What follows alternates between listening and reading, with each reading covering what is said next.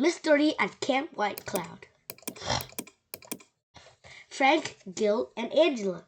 Frankie looked over her book to see children choosing teams on the soccer field.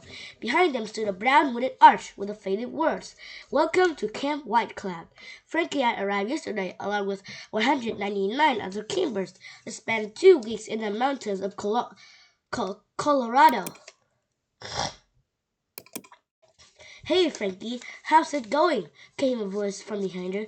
It was Gil, a camper Frankie had made yesterday. A loud cheer interrupted them. A tall girl wearing a Camp White Cloud T-shirt was jumping up and down, celebrating a goal. "Have you met Angela Hansen yet?" Gil asked, nodding toward the girl. "Her dad is a camp director." "Yes, she's in my cabin," Frankie answered. "Everyone must know her." Gil nodded. "It must be great to meet Angela. She gets to hide and swim to make new friends all summer." "I don't know," Frankie said. "Camp is great, but I will miss my friends from home if I had to be here all summer. We have a mystery club together. It's a lot of fun." A bell chimed, and a soccer game stopped. Frankie noticed Angela looking at her, and Gil. Had she overheard them talking about her? Frankie started to wave, but Gil jumped from the rock, blocking Frankie's view. "Let's go eat. I'm hungry," Gil said.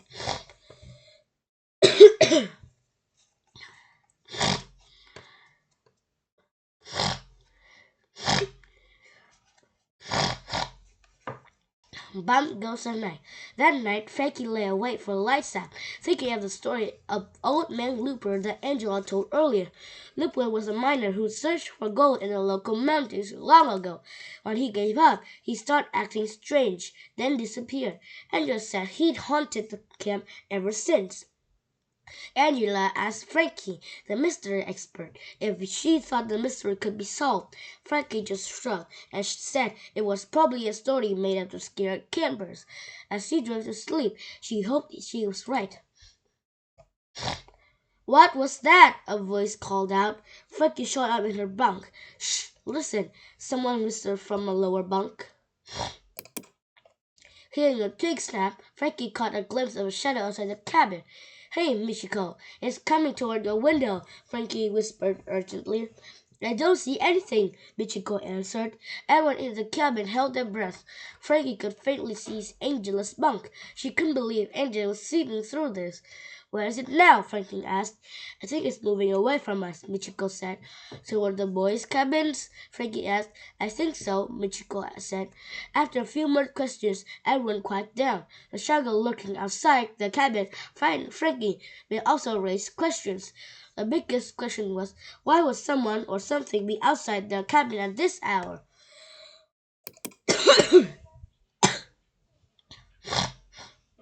"Hey, Gil, did you see anything last night?" Frankie asked after breakfast.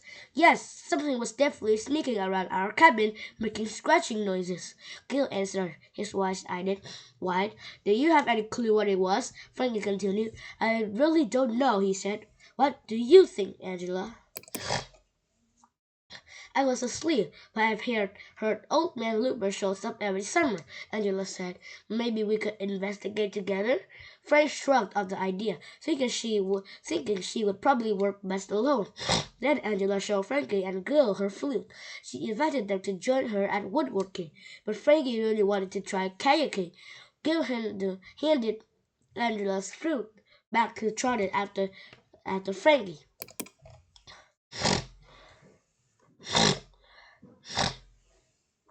Walking back to the cabin after kayaking, Frankie heard loud voices. "Come look at this!"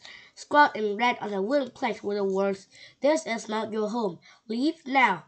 "Well, this is getting interesting," Frankie admitted, examining the words. After a moment, she said, it looks like it was written in chalk. Last chance. The next morning, during cabin cleanup, Frankie heard excited voices coming from the dining hall. When Frankie arrived at the building, she gasped at the mess and a message displayed on the wall. "Last warning, leave now."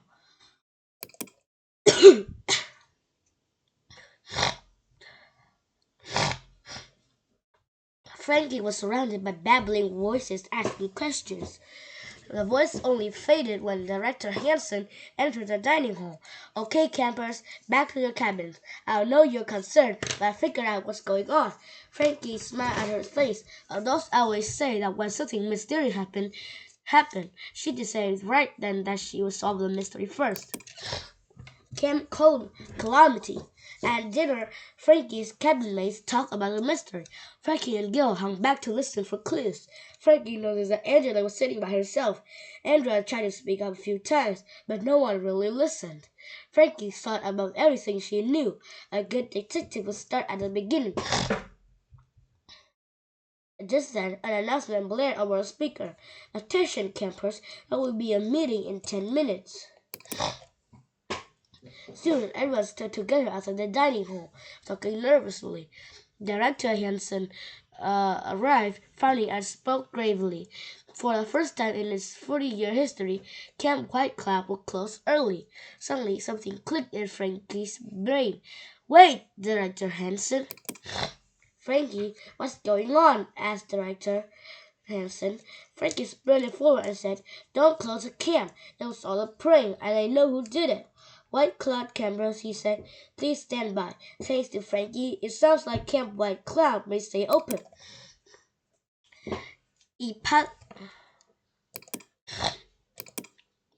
Epilogue. Epilogue. In his office, Director Hansen asked Frankie how she had solved the mystery. How did she know Angela was pretending to be Old Man Looper? Well, Angela didn't wake up when the prowler came, Frankie said. She must have stuffed her sleeping bag with pillows. And Angela let the fire circle early. She said she was feeling tired, Gil said. Then I realized something, Frankie said. The first day of camp, Gil said it must be fun to be at the camp all summer long. And you said that you will miss your friends at home? Angela finished, looking at her niece. You were right. Everyone here thinks I lost friends because my dad's camp director, so no one really is hang out with me. So you did it because you were lonely? Director Hansen asked. Kind of, Indiana said. I have Frankie talking about a mystery club. I thought we could make one here together. I'm sorry. We're sorry too, Gil said. You're right. We thought you had so many friends you didn't need us. Thank you for apologizing, Angela, Director Hansen said. But you will still be cleaning the dining hall for the rest of the summer. I understand, Angela said. It's a good thing we had detectives like Frankie and Gil to solve the case. Good job.